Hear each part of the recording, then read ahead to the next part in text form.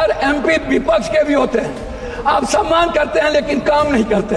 Confirmation के लिए आपके ऑफिस में, आपके डीआरएम ऑफिस में दलाल घूमते हैं। आरसीटी जो दलाली करता है उसको रोक दीजिए।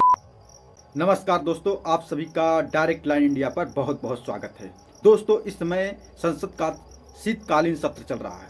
राज्यसभा हो चाहे लोकसभा हो, हर जगहों पर जो है संसदों में गर्मी गर्मा, यानी कह सकते हैं अपने मुद्दे को रखना, अपनी बात को रखना और अपने यहाँ पर क्या चीज़ की ज़रूरत है उसको मांगना या उसकी तरफदारी करना कि हमें ये चीज़ की आवश्यकता है। इन सारे मुद्दों को देखते हुए आज पूर्णिया के सांसद पप्पू यादव ने रेल मंत्रालय यानी रेलवे विभाग को इस तरीके से घेरा कि रेलवे विभाग में कितना जो है चोरी हो रही है, कितना करप्शन हो रहा है, कितना दलाली हो रही है और जो है यात्रियों के लिए क्या सुविधाएं हैं। आजकल जो भी यात्री हैं, जो आम यात्री हैं जिनका कंफर्मेशन टिकट नहीं होता, उनके साथ कितना दुराचार होता है, उनके लिए कोई व्यवस्थाएं नहीं है, भूसे के जैसे भरकर ट्रेनों में जाया करते हैं। इन सारे मुद्दे को घेरते नज़र आए।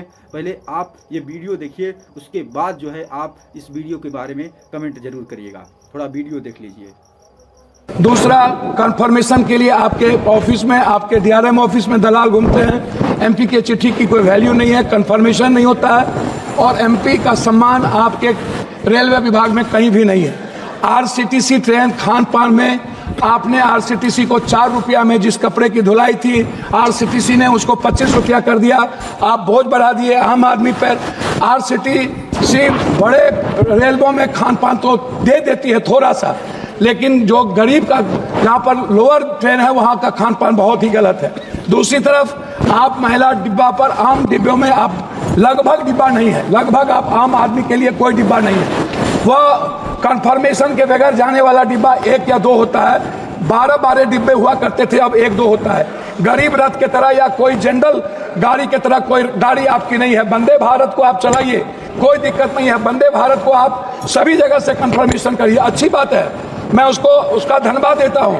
लेकिन आप आम आदमी, गरीब, मिडिल क्लास, हमारे अभी चंद्रशेखर जी ने आपसे कहा आप महिलाओं के लिए आरक्षण की कोई व्यवस्था कंपलसरी करिए, महिलाओं के आरक्षण को। और दूसरी तरफ 4 आदमी हम ट्रेन में जा रहे हैं, 2 आदमी का कंफर्म हुआ, 2 आदमी का कंफर्म नहीं हुआ, हम पर आप बोझ डाल देते हैं। उसके बाद हमसे पैसा वसूला जाता है, हमारे परिवार को रोक दिया जाता है और हम भीतर में कितने पैसे वसूले जाते हैं इसके बारे में मैं नहीं कह सकता हूं। इसीलिए उस परिवार का क्या होगा जिसका 2 कंफर्मेशन होगा, 2 नहीं होगा, इस पर हम कभी सुधार की बात हमने नहीं की।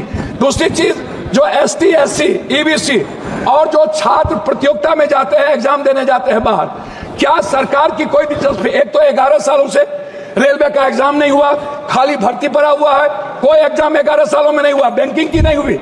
आप हमको बताइए ना कैसा एग्जामिनेशन हुआ, कितना एग्जामिनेशन आपने ली, कितना ST SC OBC? आपने तो आरक्षण को पीछे दरवाजे से बंद कर दिया, एग्जाम बंद करके निजीकरण आपने कर दिया।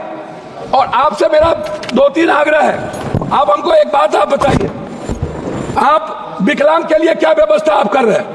विशेष तौर पर महिलाओं के आरक्षण को कंपलसरी की बात मैंने आपसे कही, महिला सुरक्षा को लेकर के भर्ती की बात, यह सबसे ज्यादा और सबसे इंपॉर्टेंट है।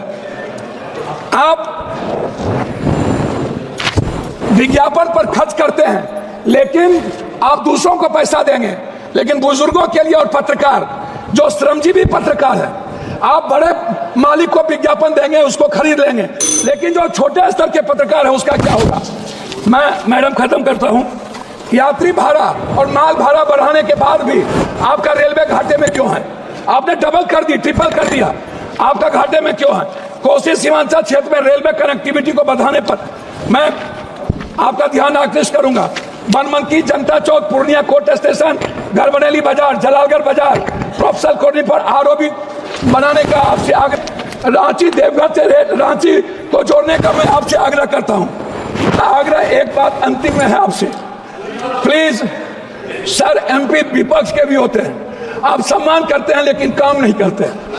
मेरा आग्रह है, हाथ जोड़ के सम्मान कम करिए, क्षेत्र का काम कर दीजिए और कुर्सेला टू बिहारीगंज 192 करोड़ रुपया मेरा रिलीज कर दीजिए, यही मैं आपसे आग्रह करता हूं। और आरसीटी जो दलाली करता है उसको रोक दीजिए। बहुत बहुत धन्यवाद। पप्पू यादव जी का ये पूरा वीडियो देखे होंगे। संसद में वो किस तरीके से अपने यहाँ के मुद्दे को उठा रहे हैं और ये भी कहते नजर आ रहे हैं जो सरकार ने काम किया है, जो निष्पक्ष तरीके से योजनाएं लाई हैं और जो उसमें डिले हो रहा है, किस तरीके से काम हो रहा है, वो सब कुछ बताने का कार्य ही कर रहे हैं। उसके साथ ही अपनी मांग को भी रख रहे हैं कि हमें इस चीज़ की ज़रूरत है। और साथ ही में एमपी यानी जो आपके लोकसभा सांसद होते हैं उनकी जो है तवज्जो नहीं दी जाती है, उनके फ़ोन कॉल्स का कोई भी गौर नहीं किया जाता है, उनकी नोटिस को नहीं समझा जाता है। ये अपने विचार वहाँ पे रखे और एकदम दहाड़ते हुए नजर आए, क्योंकि पप्पू यादव जो हैं एक ऐसे बिहार के पूर्णिया सांसद हैं जो बिहार के नेता कहलाते हैं। वो जनता के बीच रहने वाले हैं। कहीं पर जनता के साथ, कहीं पर लोगों के साथ कुछ गलत होता है तो वहाँ पर वो जरूर पहुँचते हैं और उनका सहयोग करते हैं, उनकी मदद करने का प्रयास करते हैं। बाकी पप्पू यादव के बारे में आप लोग क्या सोचते हैं, कमेंट बॉक्स में कमेंट जरूर करिएगा। जय हिंद दोस्तों।